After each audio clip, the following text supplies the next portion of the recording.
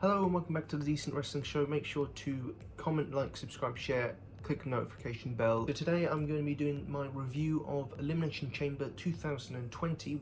So on the pre-show, on the kickoff show, you had the Viking Raiders defeating Kurt Hawkins and Zack Ryder, who I believe are heels now, which is bad guys, heels now for some reason. But they're heels now, and they lost in 5 minutes, so...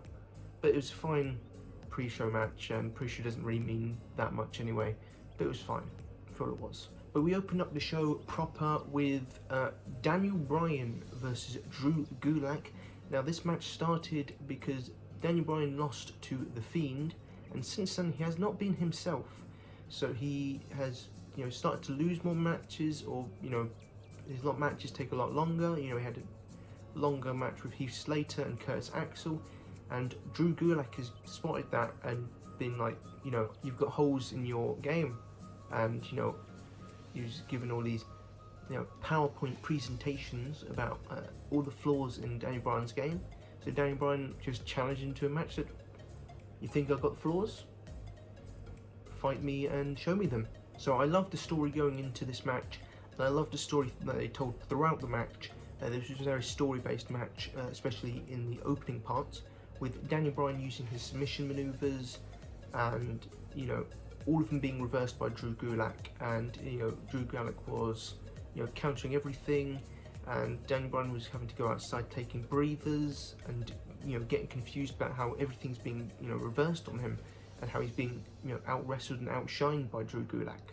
And I thought that was really good for Drew Gulak's character, and I thought it was really good character work and facial expression work from Daniel Bryan, and I thought it told a really good story within this match. So some big moments that happened in this match was a suplex spot to the outside, where they both went over the top rope, which looked quite nasty as well. They also had a neck spin thing where Gulak got Bryan up by his neck, holding him up by his neck, and span around, which for someone who's had neck surgery like Daniel Bryan, did not look like the most fun maneuver to take. Speaking of landing on your head and your head hurting, Daniel Bryan took a German suplex and landed straight on his head. I thought we'd probably seen the end of Daniel Bryan's career again. He only retired in 2016, he only retired in. So I was worried that he re-injured his neck on that, but luckily he was fine, and he continued on the match, and he's been wrestling since then. So it looks like it's, and he's checked up before every match, I believe. So luckily he escaped with no injury from that. But after a reverse suplex on the top rope from Drew Gulak into the Gulak, Daniel Bryan reversed it into the yes lock, and after a surprisingly long time, Drew Gulak got to stay in submission. Drew Gulak passed out. He didn't tap out, he passed out. So Daniel Bryan won. After the match, Daniel, basically said to the crowd, give it up for Drew Gulak, pointed towards him, gave him the yes chant, and it seems to have kicked off a storyline with Daniel Bryan saying, I'm willing to learn, are you willing to teach? The match, with my star rating system, I give it out of 5 stars, so 1 star is quite bad, 2 stars is solid, fine, 3 stars is good, 4 stars is a classic, 5 stars is obviously one of the best matches. So they go in increments of quarters. So I'm going to give this one a 4.25 out of 5. It was just a terrifically well told match, terrific action, fast when it needed to be fast and slow when it needed to be slow. And you don't always need to go 100 miles an hour to have a great match, and this is proof of it, that if you just tell a brilliant story throughout the match, you can have a classic. Next up was a more faster paced match for the United States Championship, with Andrade with Zelina Vega defending against Humberto Carrillo. They kicked off the match straight away with a back elbow from Andrade. Fast way, hot way to start off the match. These two have great chemistry. They've wrestled a lot in the past in multiple pay-per-view matches, so it's sort of just a thrown together match for, but it's not one of the bad thrown together matches. It's one like Rey Mysterio versus Chavo Guerrero, which you can throw on any pay-per-view. It's going to be a good match. People will be into it because of how fast-paced it will be. And it was just a fun match. There was an Avalanche Hurricanrana in this match, A lot of near falls, and Humberto did a front flip dive onto the outside over the referee. So a lot of cool moments in this match, but eventually Andrade pulled tights to win the match. So overall, I'd give this match a 3.75 out of 5 stars. It was a great match, but nothing classic, but it was a great match and a fun match to watch, and I'd still recommend it along with the opening match. I'd still recommend to see this match out, but it's not a must see, but definitely a great match. Next up was the first of the 2 Elimination Chamber matches. This was the tag team match. The SmackDown tag titles on the line as Miz and Morrison defended their titles against Lucha House Party, The New Day, The Usos, Heavy Machinery, and Bobby Roode and Dolph Ziggler. So of course the story is going into this. Miz and Morrison have just won the titles off, I believe they won them off the New Day. New Day and Usos have had a long time rivalry with each other. Usos just returning a couple months ago. And Otis, who was meant to go on a date with Mandy Rose, but someone sent him a text saying that she was running late, which wasn't true. And Dolph stepped in, and Dolph and Mandy are sort of a couple now. And of course Otis wants revenge on Dolph. And Otis was definitely over with the crowd here. The crowd loved him and hated Dolph Ziggler. Usos and New Day kicked it off. And they had their 5-minute match with each other, which wasn't as good as I thought it'd be, but Kofi definitely seemed to be a step off on the night. But it was still, it's Usos New Day, can't really call it bad. So Lucha House Party came in third. They sped the match up a bit, although it was a bit botchy at times, but at least it made it more interesting. Lucha House Party went to the top of the pod, both of them went to the top of the pod, and both did dives off it, which was pretty cool. Miz and Morrison came in next. The big spot in this point was, I believe, Gran Metalik did Avalanche Hurricanrana on John Morrison, which looked cool. So that was the only real big spot. Before Heavy Machinery came in, the crowd came alive for Otis.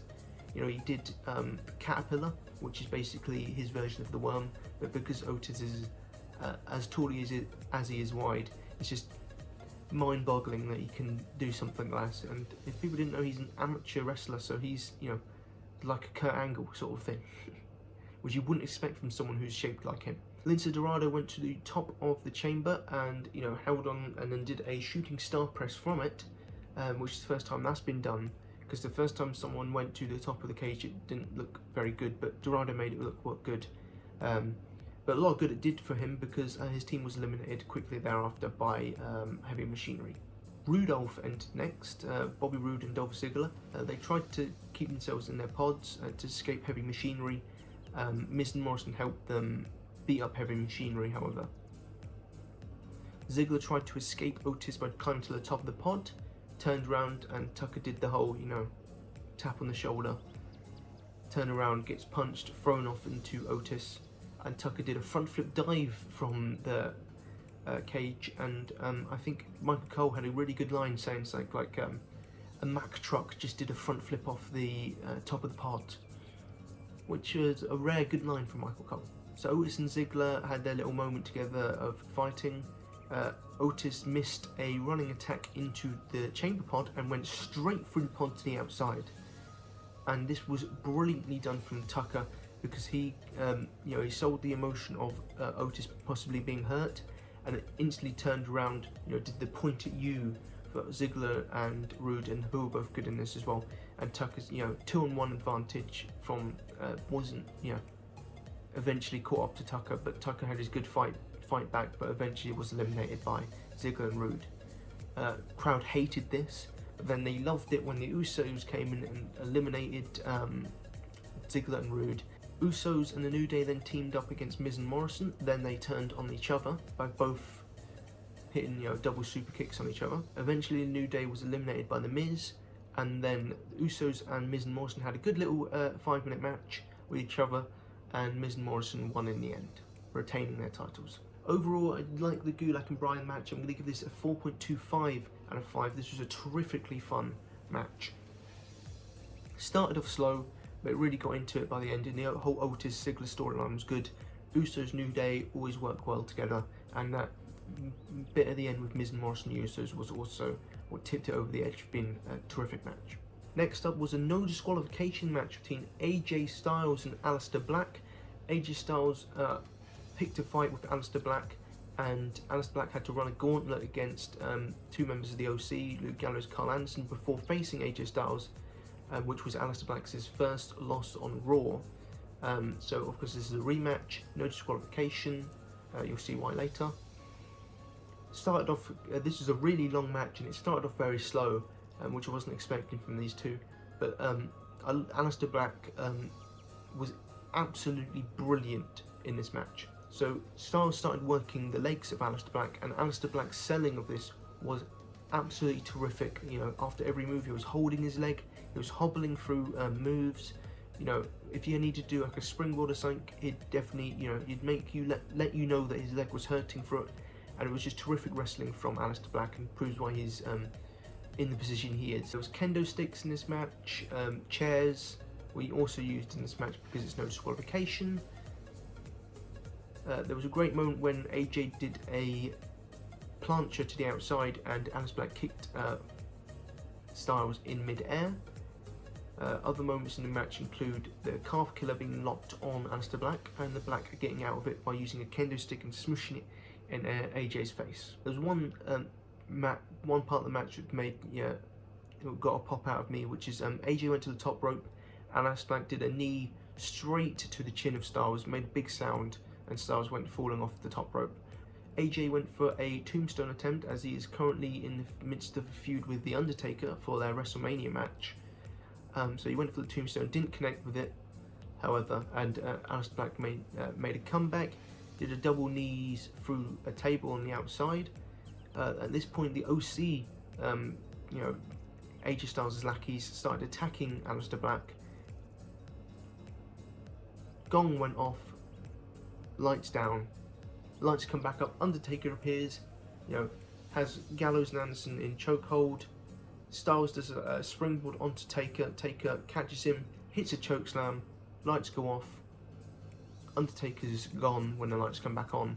Aleister Black picks up AJ, Black Mass, 1, 2, 3, Aleister Black wins. Overall, this was a great match, but it did go on a bit too long, but Aleister Black's selling was so terrific in this match, and he knows how to sell his leg well, unlike, for example, a bad seller would be like a Cody Rhodes in his recent match, where he had his leg worked over, for the majority of the match, and then came back and started using his leg for a good 6 or 7 minutes, not selling a single thing to be wrong with his leg, basically rendering the first half of the match completely pointless. But Aleister Black was consistent with his selling and consistently sold his leg, which was great to see, and I'm always appreciative of great wrestling like that.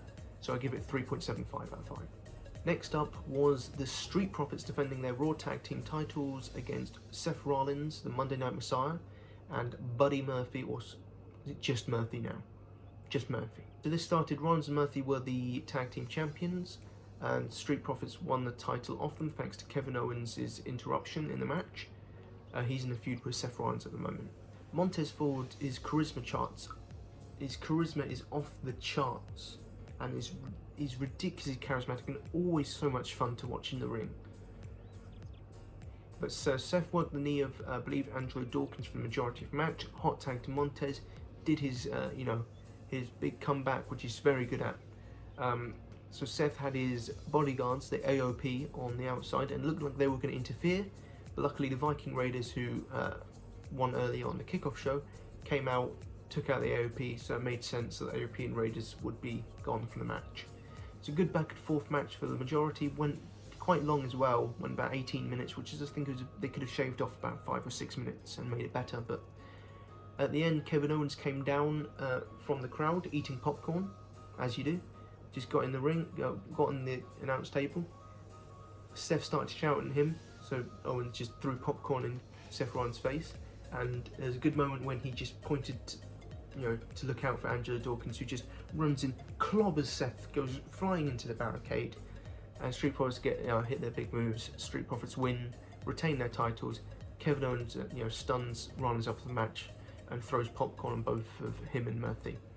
Overall, I'd give the match a 3.5 out of 5. It was a very good match, nothing great, but definitely a very fun match. And again, if it could have been great if they shaved off a bit of time from this match.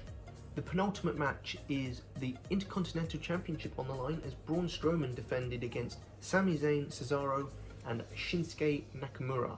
Zayn did a promo before, basically saying that Strowman can't get his hands on Sami. You know, he's been avoiding him. Sami's been avoiding him for this whole time. You know, always escaping and never getting hurt. And he said he was going to start off the match with Braun Strowman, and he didn't need any help from Cesaro and Nakamura. So Sami Zayn, true to his word, gets in the ring with Strowman. Bell rings, instantly tags out to, I believe, Cesaro. And basically, the story of the match was Sami just would get in there, you know, as soon as Strowman was down, throwing a few punches. As soon as Strowman would get up, Sam would run out the ring, tag out, and just leave the apron. So eventually, Strowman, the chasing got too much. The numbers game caught up to Strowman, and Zayn, Cesaro, and Nakamura hit their triple team finisher on Strowman, and Sami Zayn pinned Strowman for the win, which I did not expect. So Sami Zayn is your new Intercontinental Champion and won his first piece of gold on the main roster. Well, first piece of singles gold on the main roster. Sami Zayn obviously had his celebration, and Corey with a great line saying, "Brain just beat Braun." Overall, I'd give the match 3 stars out of 5. It was a good match. It didn't overstay its welcome. It was a good change of pace from the rest of the card, and was definitely a lot of fun and told a good story and was much better than I thought it was going to be. So props to that. Next up is the worst match of the night by far. But it wasn't awful or anything, but the worst match, which was the Women's Elimination Chamber match. The winner gets to face Becky Lynch at WrestleMania. This was Natalya, who is great, Ruby Riott, who is great, Liv Morgan, who is great, Shayna Baszler, who can be great, although can be quite boring some of the time, Asuka, who is one of the best, and Sarah Logan, who is pretty good, but you know, she hasn't really done much. Ruby Riott and Natalya started the match. They had a feud a couple of years ago, I believe, before Ruby got injured. She's been out for a long while, Ruby, but she's back now. They had a good opening match. Sarah Logan came in, so Ruby Riott, Sarah Logan, and Liv Morgan used to be in the Riott squad, but they broke up. And Liv Morgan recently returned as a face, and the other two are heels. So Sarah Logan came in, started beating up Ruby Riott. Did a dive off the top of the chamber. There was a Tower of Doom spot, as customary in multiple person matches. Shayna Baszler came in and the whole match flipped. She eliminated Sarah Logan and Ruby Riott quickly, killed Natalya with the door, then choked her out. 2 minutes of nothingness. Not Sarah Logan, Liv Morgan came in, got absolutely killed by Shayna Baszler, or did get a couple of moves in which I was surprised by. And then passed out to Kira Fuda Clutch, I believe is what it's called. She passed out to that, and Shayna eliminated her. Again, 3 minutes of nothingness. Although Asuka was taunting Shayna, which was pretty funny, from the pod. So eventually we got Asuka and Shayna.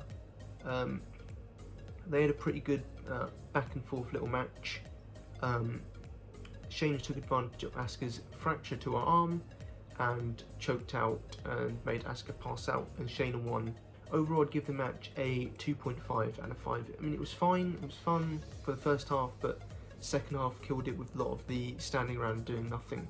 I definitely thought the booking was good with making Shayna Baszler look like a monster, but it wasn't entertaining to watch at all times, and probably shouldn't be in the main event. So overall, I'd say Elimination Chamber is probably a 7.5 out of 10. It was a very good show. I definitely recommend watching it, but especially Gulag Daniel Bryan, which I thought was match of the night, along with the Tag Team Elimination Chamber. Other matches to watch: Aleister Black and AJ Styles and Andrade versus Humberto Carrillo, both great matches. Street Profits Rollins and Murphy, you can give or take. Strowman and Zayn, I recommend watching for a change of pace. And the only match that is skippable is the Women's Elimination Chamber, which was not all that great. But overall, I enjoyed Elimination Chamber 2020. I thought it was a good show, nothing spectacular, but as a pre-WrestleMania show at pay-per-view, I thought it was pretty damn good. Thank you for watching, and again, leave a comment, subscribe, share, click the notification bell, all that good stuff.